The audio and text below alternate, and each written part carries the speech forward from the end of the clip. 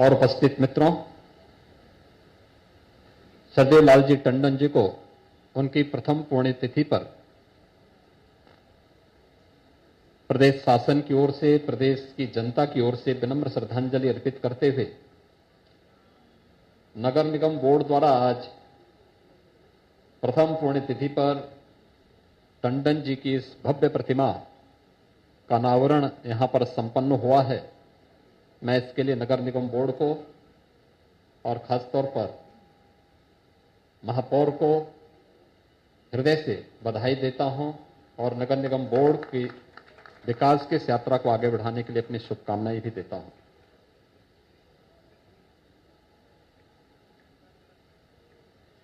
जब सरदेव टंडन जी की बात होती है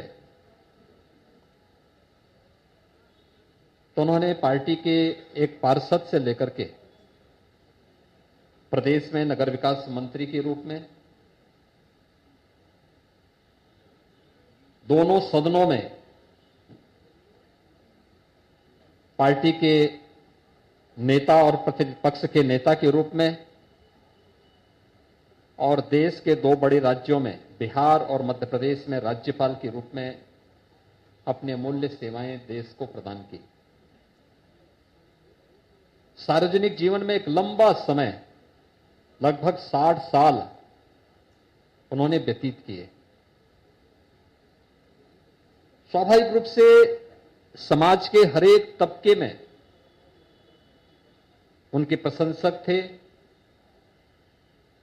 और उन सभी के साथ उनका व्यवहार वही आत्मीयता का था जो अंतिम दिनों में भी उस रूप में देखने को मिलता था।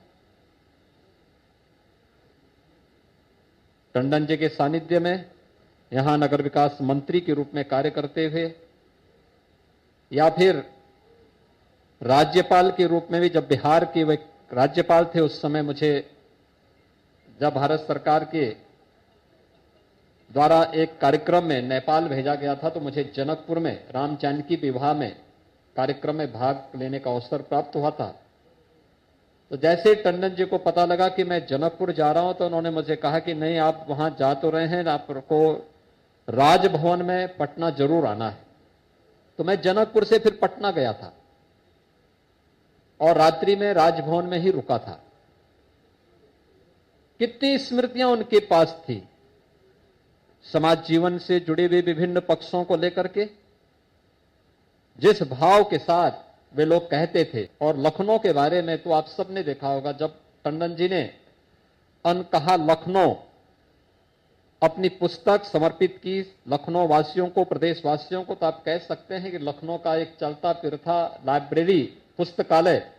टंडन जी में अपने आप में समाहित हो जाता है। और टंडन जी की इन्हीं खूबियों के कारण लखनऊ वासियों ने उन्हें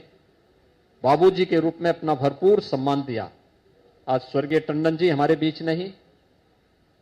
तो टंडन आज तक वो किताबें जुलाई के अंतिम सप्ताह तक